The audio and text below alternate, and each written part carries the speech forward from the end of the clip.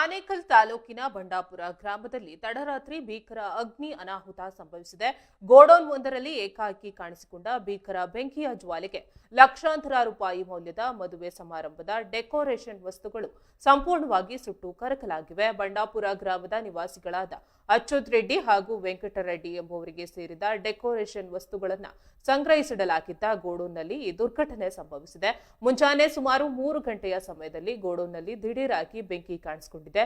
ಕೇವಲ ಕೆಲವೇ ನಿಮಿಷಗಳಲ್ಲಿ ಬೆಂಕಿಯ ಜ್ವಾಲೆ ಇಡೀ ಗೋಡೌನ್ ತುಂಬೆಲ್ಲ ವ್ಯಾಪಿಸಿದೆ. ಡೆಕೋರೇಷನ್ ವಸ್ತುಗಳಾದ ಪ್ಲಾಸ್ಟಿಕ್, ಬಟ್ಟೆ ಹಾಗೂ ಒಣಗಿದ ಅಲಂಕಾರಿಕ ಸಾಮಗ್ರಿಗಳು ಇದ್ದಿದ್ದರಿಂದ ಬೆಂಕಿ ತೀವ್ರ ಸ್ವರೂಪ ಪಡೆದುಕೊಂಡು ಇಡೀ ಗೋದಾಮು ದಗದಗನೆ ಹೊತ್ತಿ ಹುರಿದಿದೆ. ಘಟನೆ ಸಂಭವಿಸಿದ ತಕ್ಷಣವೇ ಸ್ಥಳೀಯರು ಅಗ್ನಿಶಾಮಕ ಸಿಬ್ಬಂದಿಗೆ ಮಾಹಿತಿ ನೀಡಿದ್ದಾರೆ. ತಕ್ಷಣವೇ ಕಾರ್ಯಪ್ರವೃತ್ತರಾಗಿ ಸ್ಥಳಕ್ಕೆ ಧಾವಿಸಿದ ಅಗ್ನಿಶಾಮಕ ದಳದ ಸಿಬ್ಬಂದಿ ಸತತ ಕಾರ್ಯಾಚರಣೆ ನಡೆಸಿ ಬೆಂಕಿಯನ್ನ ನಂದಿಸುವಲ್ಲಿ ಯಶಸ್ವಿಯಾಗಿದ್ದಾರೆ. ಅದೃಷ್ಟವಶಾತ್ ಘಟನೆ ನಡೆದ ಸಮಯದಲ್ಲಿ ಗೋದಾಮಿನಲ್ಲಿ ಯಾರೂ ಇಲ್ಲದ ಕಾರಣ ಯಾವುದೇ ತರಹದ ಜೀವಹಾನಿ ಅಥವಾ ಪ್ರಾಣಾಪಾಯ ಸಂಭವಿಸಿಲ್ಲ. ಆದರೆ ಬೆಂಕಿಯ ತೀವ್ರತೆಗೆ ಗೋದಾಮಿನಲ್ಲಿದ್ದ ಎಲ್ಲ ವಸ್ತುಗಳು ಬೂದಿಯಾಗಿದ್ದು ಮಾಲೀಕರಿಗೆ ಭಾರಿ ಆರ್ಥಿಕ ನಷ್ಟ ಉಂಟಾಗಿದೆ ಎನ್ನಲಾಗಿದೆ.